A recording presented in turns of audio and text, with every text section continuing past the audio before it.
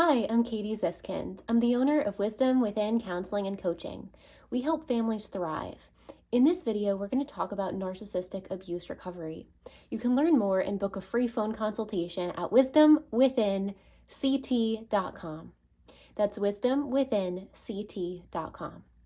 It's important to know that when you are a narcissistic abuse victim or in recovery, you may not realize this until years into the abuse.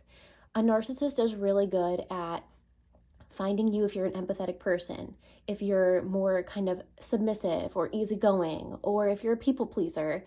You make a perfect victim for a narcissist.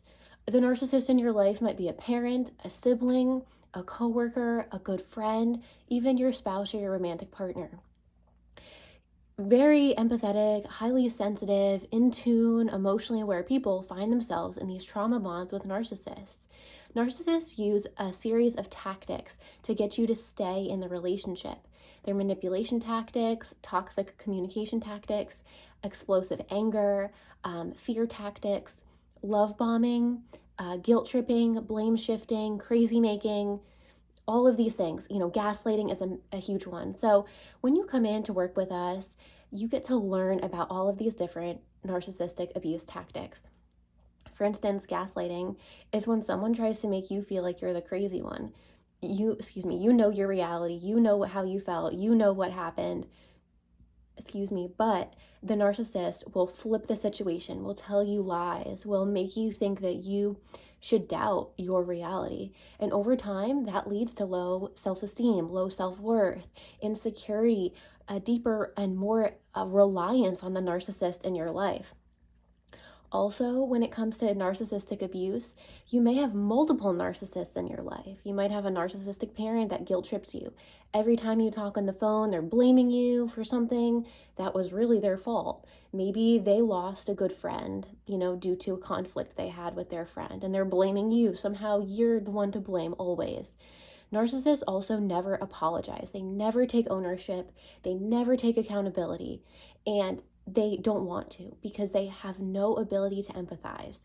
So if you have a narcissistic parent and you say, hey, I really would have liked this to go differently. I've really felt hurt when you threw this thing out that was really important to me. Your narcissistic parent will just say, oh, well, it wasn't important to you anyway. Why did you need that? And brush off your feelings and dismiss you rather than saying, I'm so sorry I threw that out. I can see how that hurt you. What can I do to make it up? I'm taking ownership.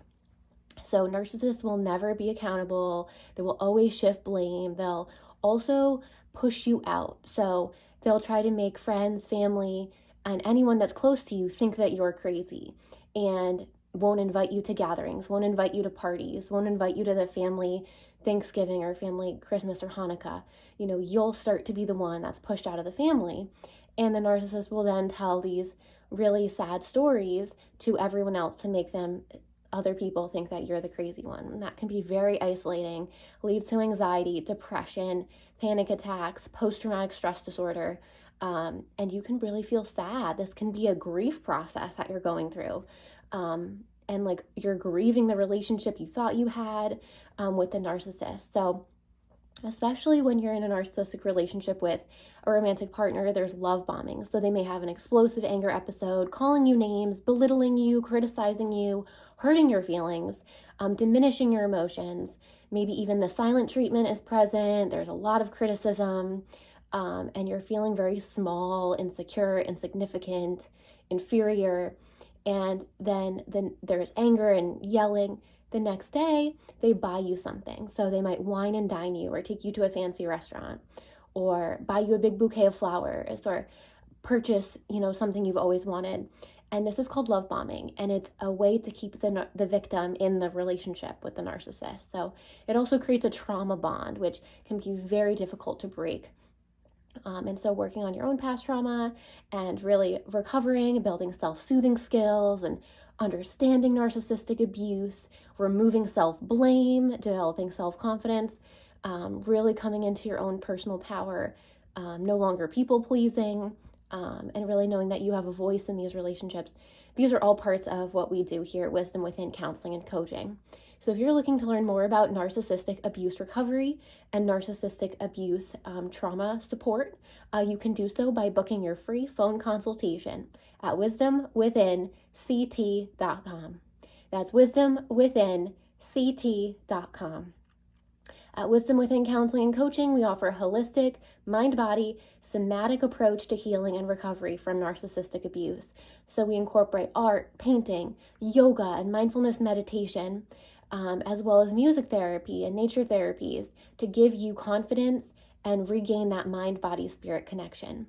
As well, we give you education on how to spot narcissists in the future so that you can really perceive those red flags up front and then have a toolkit to know what to do to protect yourself while also remaining confident. So if you're looking to get started, you can work with myself or our team at Wisdom Within Counseling and Coaching to recover from narcissistic abuse.